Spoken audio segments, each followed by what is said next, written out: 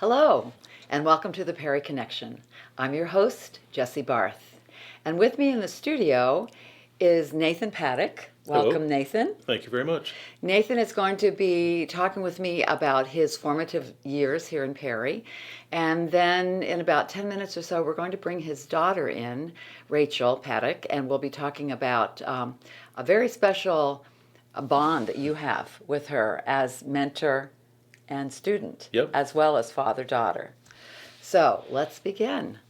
Welcome, and so many people know you. Your family is so well known in the Perry area, and I'm just grateful that you're here. Well, thank you very much. Appreciate you letting me come in. Yeah, we were actually talking one time about really mindset, and so I want to talk about that later in the program. But first, just tell us a little bit about who you are. You know, we know your parents and... Well, I grew up in Perry. I was Okay. born on Burke Hill Road, and now I live about 300 yards from there. Staying close. Yeah, So exactly. close to It was home. kind of fun. I remember growing up in high school, my goal was to get back to Perry because I always loved it here. In fact, I used to volunteer here Really? doing Okay. camera work. Did you? I Yep. didn't know that. Yeah, and so we got a family of three, Rachel, Abby, and Andy, and my wife Jill. And we live just off of Lake Leroy Road now. Have a small farm there, and I work for the state as a physician assistant. And then we run a 4-H shooting sports club that, from what we were talking about, as Right. an offshoot of a competition That's- team. Yeah, I really want to get into that. Just tell me a little bit what it was like growing up in Perry in the 80s. It was fun because I had gone to a parochial school in Pavilion growing up, so I didn't switch to Perry until I 10th see. grade. Okay. So 10th grade was kind of a transition, and then getting to know people, getting to know what it was like more in town. And it was great. I got to have a super group of friends that, in fact, I still hang out quite frequently with a lot of the people that I went to school with. Isn't that great? And it's a neat thing that, my grandfather's best friend was, and then is also his grandson, and thus the Okay. grandson. We're still best friends, Oh, nice. and so it's a neat thing with a small town that way. Yes, yeah. Were you involved in sports? What were your activities? What were your interests? I did wrestling until I wrecked my knee, and Oh. that kind of knocked Well, sort of sports out. paddocks and wrestling, Yes. it's synonymous really Yes, in the area. I didn't make anything impressive though, other than pain on the mat. So that was that. I did a lot with some public speaking things in high school with the ag program, which is really neat because that's back again. Good, yes. Did you have part of that happen? Make that happen? I wish I could claim credit, but I got to give all the credit to the school superintendent. Great. He did the work on this and facilitated it and made it work, and what a neat thing. Because it was just after my senior year that they closed the program, and because your first year in college, you get to still do some stuff with your school FFA program. Okay. And so that was the last year of it, and now my daughter is involved in it again. Good. And is it still called FFA, Future Farmers of America? It's kind of like Kentucky Fried Chicken. It's just Okay. KFC. They're just FFA at this point, but Okay. that's going to be, at this point, it's an ag program. FFA is a separate component, which I know they're working towards getting going again. And it's really important for the Perry area to have that program. Oh, it's because huge. Wyoming County is such a huge farming. Yeah, and Community. the other thing is that when you look at farming, it's not just the production aspect. There's a lot of other things that go into it, and a dominant part of our economy is related to the side aspects of agriculture. So right now the technology program is working with some precision agriculture equipment. They have a drone that has some amazing capabilities. They just did some significant work to get grants in, and they have a soil analyzer that's really state of the art. So the people in the programs at school and the technology are learning on lab quality equipment. Oh, that's great. Yeah. Well, congratulations as president of the school board and Well, again, I will defer to to Daryl McLaughlin. yeah, well, the whole administrative team Okay. really, and the Great. technology department at the school. They've really spearheaded it from a grassroots level. Good. Well, I know you're supporting it, so it's great. So after high school, you went to Cornell, graduated from Cornell. Had a convoluted pathway. About my junior year, I joined the fire department, and they said it. Perry Center or No, this in was Cuga Heights, just Okay. outside of Ithaca. Okay. And you could live there if you became an EMT. And Oh. I had no interest in medicine, and took the EMT class so I could live there for free. Absolutely loved it. Loved medicine, became a paramedic. Figured I'd get that out of my system and then go to something else, and then decided I still loved medicine, so went on to back to school to get my physician assistant degree. So you're really passionate about this. Can you describe what it was like when you said, "Oh my gosh, I love this"? You were surprised? Do you just remember that moment when it was like, "I want to do this"? It was very surprising. In fact, it made no sense to me because I had defined plans that I thought I was going to go down, and then eventually it was like, well, Don't we all? yes, I was very confident, but not competent in that, and so it worked out great. I just decided I ended up loving it and found a passion for it. So I did emergency medicine for quite a while, and now I work with developmentally disabled adults doing primary care. Oh, beautiful. Yeah. And where do you do that? Just For DDSO, which is Developmental Disability Service Organization, it's a state program for. I work within the residential facilities see, okay. for the people who have more severe disabilities. okay. Well, it's nice you really develop a long-term relationship Oh, it's great. with your clients. Yeah, it's very different than emergency medicine, where it's a 1 to 3 hour visit and then they're gone. Yeah. Good. Good. Well, let's just start talking a little bit before we bring Rachel in about what you do with the 4-H Okay, well, and this program. so the 4-H shooting sports program, it's a national program. It's neat. We actually have a national curriculum that's been developed through the different land-grant universities. So it's not only, it's designed for youth, and it's for education of youth. So they use this as a platform for youth development. So in the program, you do learn how to shoot. You learn a lot of gun safety. But along with that, you learn a lot of the science, the technology, the math, the engineering that goes into these things. We have a conservation program that we do a lot with. So we go to the state parks. We'll have different subject matter experts come in. We've had DEC biologists come in and give talks, and the kids have gotten to work. They did a little bit with some invasive species, the emerald ash borer, for instance. So kind of a big combination of that. And then a group of the kids wanted to do competitive shooting.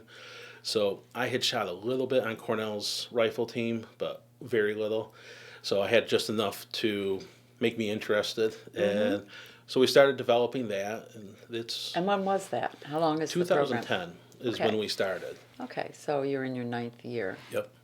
Good. So how many students are you talking about that are involved? Kids that are involved in the We have program? 38 members currently in the 4-H program. Oh, that's and great. We have 8 who do the competitive side. So the the competitive vast- shooting? Yes. Okay. So the vast majority is based on education for the whole group, and then the group who does the competitive shooting is much more of a core group, and we do a lot, and that's where the mindset came Yeah. into when we had that Let's conversation. look at just some of these books that you have here. This is one I'm really interested in seeing. Do you want to come in? Yes, you would have read it before now, but I kept losing the book. Well, at least your dog didn't eat it. Yes. So, Bullseye Mind. Can you give me a little review of what this is? It says mental toughness. Yeah. What a lot of it is it's a combination of some other people's work. So if you've read like Dweck's book about mindset with the fixed mindset and working through that, along with Duckworth did some research. She wrote a book called Grit. It combines a lot of their information, but focused on the shooting sports. Good. And so, And is he a shooter? He's a PhD, so he must be an educator as well as a marksman. I have no idea. Okay, well, he we'll does. find I know out. he does. Actually, he's a sports psychologist. Now that I Okay, remember. there And you go. he does a lot of consulting with all different types of teams. Right. And so, the focus of this book, of course, is on Yeah. the shooting sports. So a lot of it is once you get the rigidity down or the learning of the positions, a lot of it there comes down to the mental game, and a lot of it really relies on what goes with the rest of the world or in your regular life. So the positive mindset we talked about of if you say to somebody, close your eyes, do not think of an elephant in the pink tutu. The first thing you're going to do is think of that. And Yeah. so a lot of it is learning how to phrase things in a positive method. So to be like specific is, I'm going to have a proper trigger squeeze as opposed to I'm not going to jerk the trigger. Okay. And so All right. your self-talk is huge in this. That if you have a problem, that happened. We cannot fix what happened. We can only focus on what we're doing now, and don't let that take you down. Good. And so, as we talked before, it's really strong in your entire life to be able to be Right. successful. You really have to be disciplined Yes. in everything with that negative self-talk. Get it out, and filling it in with the truth of Yeah. what it is that. And they'll use cue going words. So where if you have a cue in your head, if you're starting to think negatively, you just internally yell stop or chicken or something to make you change your mind. And then a lot of it has to do with getting the correct focus. So if you're, a lot of adolescents, so of course, there could be problems with their parents, there could be problems with their siblings, their new love, and they have a bad, they're frustrated coming in. They have to learn how to refocus and not ignore those problems, but refocus on this, have that mental toughness. Right. And I think that's a real important thing in life to be able to do. Yeah. Good. Well, and what a privilege to help your children to learn this at such a formidable age.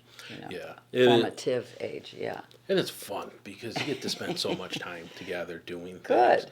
We get to travel. We've gone to Nebraska a few times, Ohio quite a few times. Good. Well, let's stop and bring Rachel, and we'll just continue the fun talking right. about this. Okay. And we're back. And welcome, Rachel. Thanks for having me. Oh, we're so glad you're here. I was so impressed hearing about your activity with the whole shooting. Can you talk about just when you decided you wanted to do this? Well, like my dad had said before, we had this competition team, and my brother was on it, and I was little, and I wanted to be just like my big brother. And he was on this competition team. I was like, I want to do that. But he told me, Rachel, you can't. You have to be 12. So I joined it when I was 10. Oh, Just to show how'd you him do I that? Did you have a Those are the right connection? people. Yeah, I have good connections. Good. Well, you're smart. You know how to work the system already. So, what was it like then? So you were shooting along with your brother? I was the youngest by a lot, and so that was like kind of difficult because my scars was not as good because I was a beginner. Besides for like the kids who've been shooting for 2 to 3 years, and so that was kind of difficult. How did you handle that? Just kept doing it? Yeah, I just pushed through because I like shooting and like I had to spend time with my big brother, so it was fun. Oh, isn't that sweet? Yeah, it's great. Good. So, who's better now? Me. Yes. So all that persistent pays off. Yeah. Good. I think that's just such a huge thing because, not to pick on you a little bit, but we probably run about 100 kids through the basic rifle program, and she was one of the worst shooters to start out with. Yeah, I couldn't hit the broadside of the barn if I tried. And why was that? I think in society everybody's excited about the natural, the person right. who's just instantly great at things. And the thing is that natural ability will get you places only if you work hard at it. But you can gain a lot of abilities just by being persistent and not giving up. And that kind of shows that she, definitely broke that stereotype mold. Well, congratulations. Thanks. Just even just from sort of woman to woman, it's nice to see you in there. Sort of a male sport, right? Or are there more? Am I wrong? Correct me. Are there more women now shooting, or? Yeah, there's more women than men, and we're also like better to say. Like, so for the Junior Olympics, the cutoff to go to the Junior Olympics in Colorado is a 585 if you're a girl, but if you're a boy, it's only a 580. Really? Why's that? Most every shooting competition is mixed gender. There's no Okay, that's there's good. no issue what you are. The Olympics have a separate medal for the men's and for the women's. So the USA Shooting Sports is the team development for the Olympic team. So they have separate men and women divisions, and Okay. I frankly think they probably would not have enough men show up if it was on equal terms for what they had to get to go there. Really? Is that because they're involved in so many other sports? Although women are too. I wish I could give you a scientific answer. Okay. I know from teaching youth, girls definitely pick it up quicker. I don't know if it's that ability to multitask on one aspect, or if it's the ability to listen and integrate what they're being told, just from the brain maturation in girls is ahead of the boys. Uh-huh. What do you think about it? What do you have any thoughts about why women are better and also the multitasking, which is certainly what they tend to say about women? I don't really know. I think with you it's just the passion and the Yeah. persistence,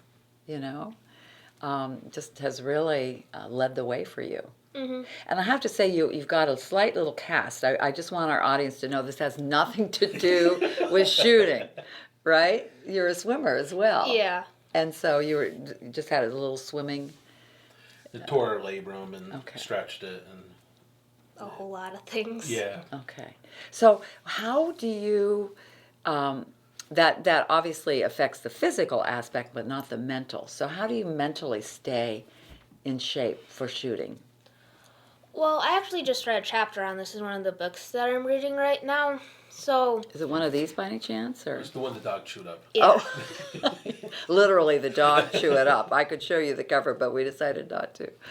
So, in that chapter, I was talking about how this guy was in the army for 2 years and he couldn't practice competitively, but he had a big match that he was planning on shooting right after he got off of the base. And so, through his mind, he thought about running the match and shooting it and everything that he would have done, but just thinking about it.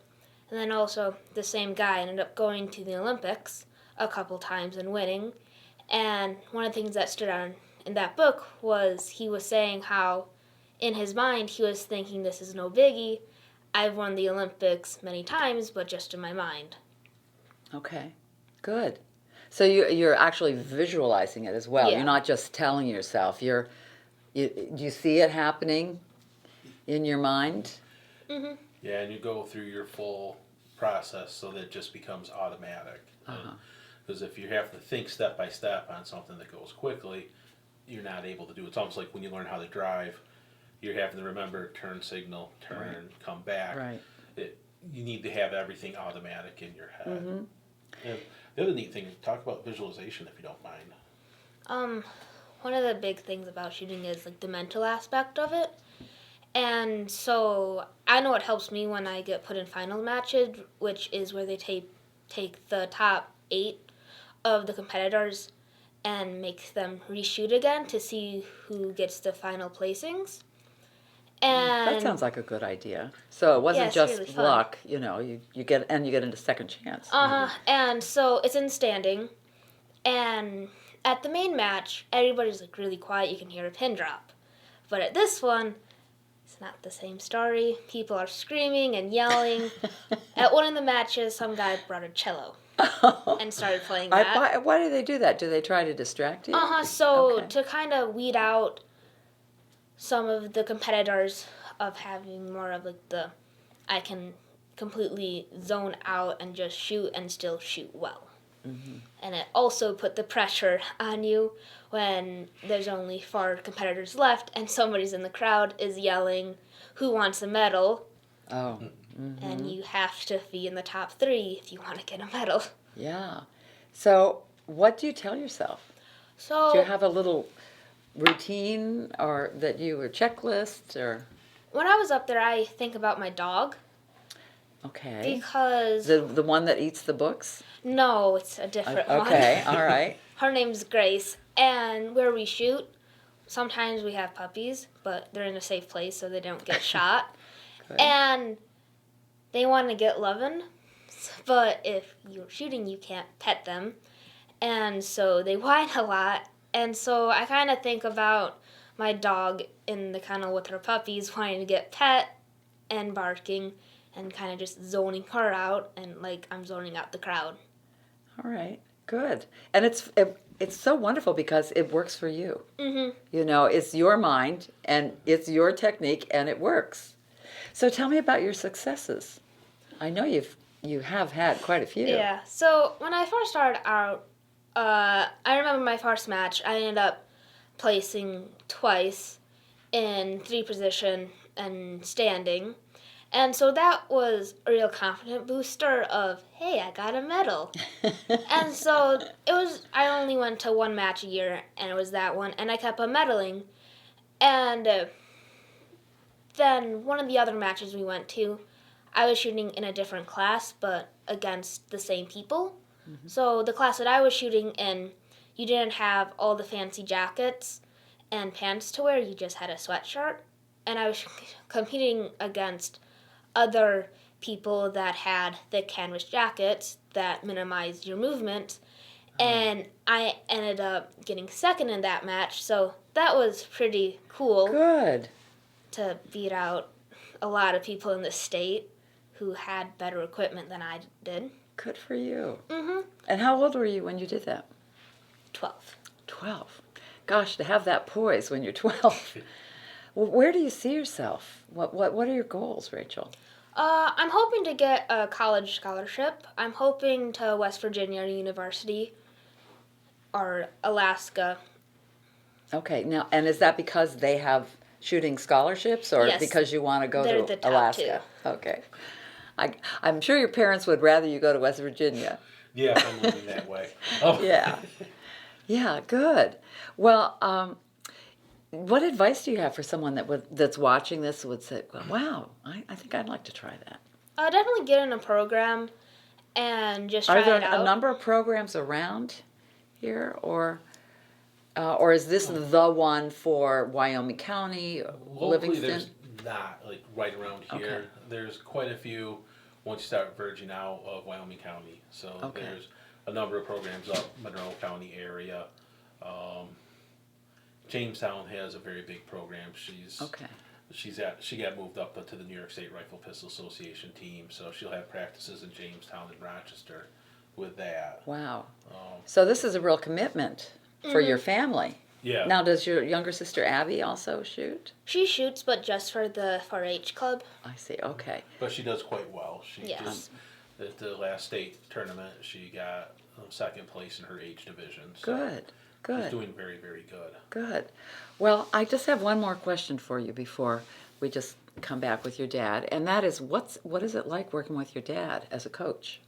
It's really fun because it's not like other sports where it's your coach and you only talk about, like, say, swim and stuff. But when I have my dad on the line coaching, it's kind of more of that I know you kind of aspect, and also you can help, like, talk to him outside Right. of the Like, what do you range. think, Dad? What you know, that kind of thing, right? You can just say, well, And you what can, would you do differently? Or like, kind of like pick his mind about, like, hey, can we try this, or would this work, and stuff like that.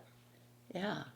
Well, it's obviously working. You're a good team, and it's a lovely you're a lovely model to see of a father and daughter that are like each other and doing well together and getting a college education for you.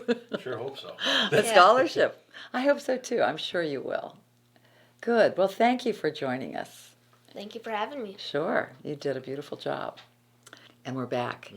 Wow, you must be really proud of your daughter. Oh, very much. very, very fortunate to have an awesome family. Yeah, you do. And speaking of awesome family, I'd like to just talk a little bit about your dad's memorial service, Roger Okay. Paddock. So many people know Roger.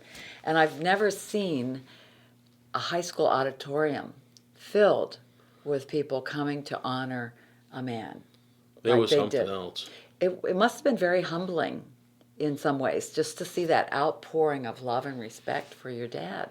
Yeah, it was definitely the support for the family when you're grieving is incredible because you definitely don't feel alone in the grieving process when you have a community like that with you.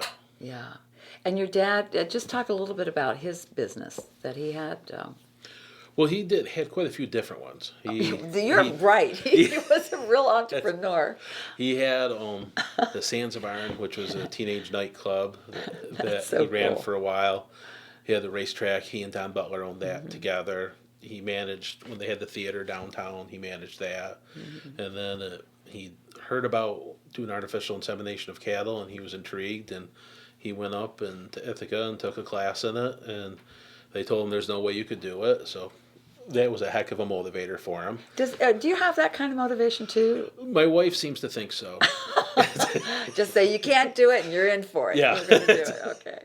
I think that's how she motivates me to get projects done at home too. Oh, really? Well, you're so busy in the community. Yeah, You know? it's- I mean, really, with just driving for all the competitions, and then the 4-H, and then the school board, and your job. yeah, it definitely can.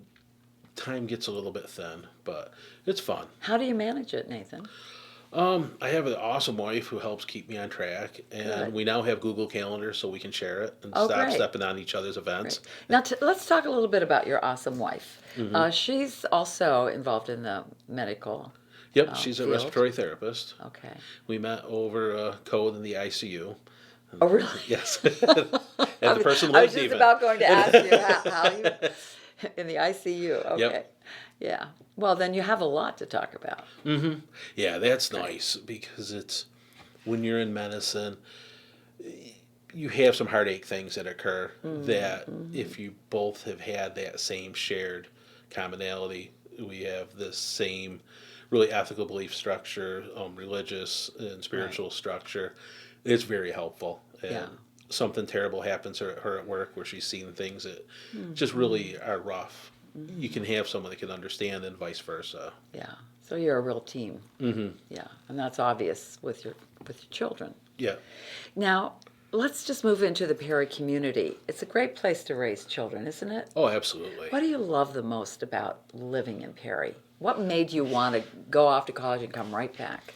I think what's neat about it is it's some people say, oh, you're just, a big fish in a little pond. But what it is you can really stretch out and see what you can become with that. It's a neat program. I mean, if you're in a large school district and you want to play basketball, you're not going to be able to.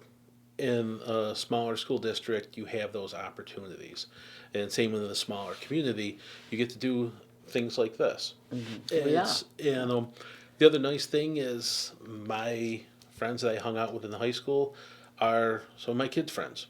Okay. And so, as my son said, I can't get away with anything here. And that sort of sometimes nice. helps prevent bad decisions. Yeah. Yeah.